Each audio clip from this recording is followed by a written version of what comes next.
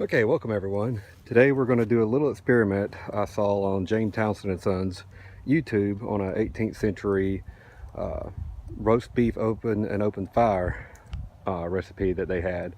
So I picked up one from the local grocer today, a little bit of fat cap on it, not as thick as I would quite like, but hopefully it turned out good. Get a upside down fire going here so I can use some coals to cook some potatoes afterwards. Great little assistant there that's on a break. So we're going to give this a try. First thing, do want to give a shout out to my friend Todd Walker, the Survival Sherpa. We're repping the Sherpa today. These great shirts are for sale as well. Check out his blog, survivalsherpa.com. I believe it's survivalsherpawordpress.com. And he's got a wonderful YouTube channel as well. A lot of great useful information on there. So in your honor, Todd, keep doing the self-reliance, and let's get this started and see how it goes. Okay, so we're back. We've got our fire cooking beside our meat. Hopefully this butcher's twine will hold. We keep basting it with the salt water as per the recipe. And yeah, we didn't get the fat cap quite exactly on top the way I hoped to. It was kind of in a rush and hurried the twine. So may not get quite as much flavor, but I think I may put a little tray underneath there to collect some of the fat drippings and kind of baste that in there with the salt water as well. It's supposed to be about 15 minutes for every pound, so technically should be about 45 minutes, and it should be rare. That was the taste of the day according to the recipe. But I may let it go for about an hour just to get it real warm in the middle, and then try some mushroom ketchup with it. So stay tuned, we'll be back. Okay, so we're moving along here. Decided it was time for a cook of mead. Like some good peach honey wine. So this is not a put it on and forget it recipe. Yes, I do have my friend Merle playing in the background here, but you can see it starting to brown up a little bit. The top is going to be a little bit tougher to do. I may have to switch that twine around some to get that real well, or that could be just the rarer side. But we do still have it spinning around. Do have to keep basting it pretty often. Definitely don't want that twine to burn through, but it's coming along. You can see some of the brown, especially on the sides and the bottom, and good marbling on that fat right there. So we should have about another 30 minutes on this, and we'll see how it turns out. Stay tuned. Okay, so it's been cooking for about an hour now. That meat's probably about where I want it, honestly, but we want to get these potatoes cooked here a little bit to have something to eat with my meat. And the coals on this damp, cool day are not cooking quite as fast as I want, so we're going to give it a little bit of motivation to get going. I'm going to warm my meat up a little bit more. I've got a couple of test subjects, i.e. 3 hungry kids, to help out with 2.5 pounds of meat here. So again, you want to keep basting it. Don't want your rope to burn through. And I did a little pan to catch the fat dripping since the fat cap wasn't exactly on top, but we got a little ash in there, so subject may not use that. I think it'll still be delicious, especially with the mushroom ketchup that we're going to be using on it, which was recommended by James Townsend and Son. So we really appreciate all the effort they put in their channel on delicious recipes and history on there. Definitely check them out on their YouTube channel.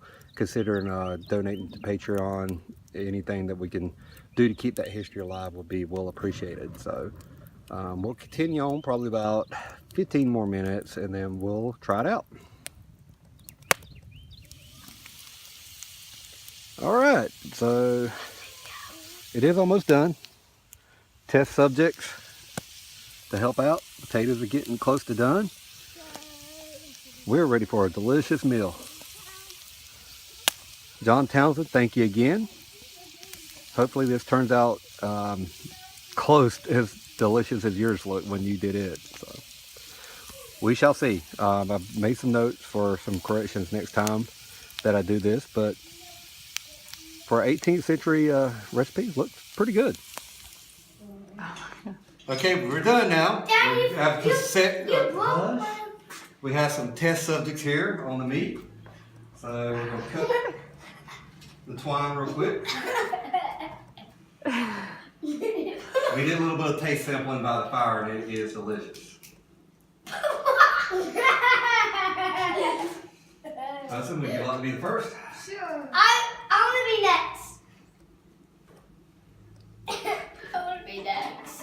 This is the most well done. We're going to give the kids a little bit of the more well done meat. Me. Yes. Then Sadie, then Allie, then Julie. No, then Sadie, then me, and then Allie. Yeah, we're going in a circle. And then Daddy, and then Mommy. What about Daddy figures out? How about Hudson, Tyler? It's his. It's Daddy. Hey, sit. Okay. Tyler.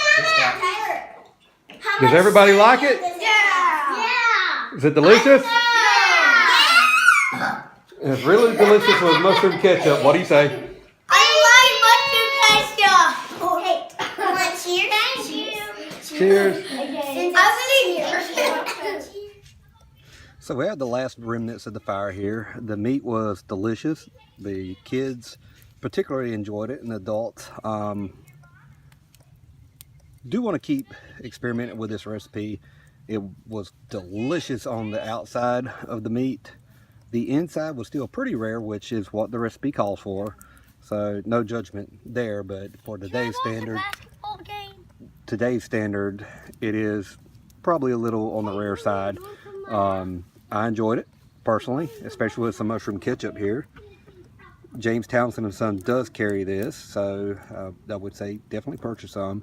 It's a little bit of an earthy Worcestershire sauce taste to it, but it's delicious, and the meat by itself was delicious also. I will definitely make this again. I've got a few notes in my notebook that I'm going to take into consideration once I do try it again.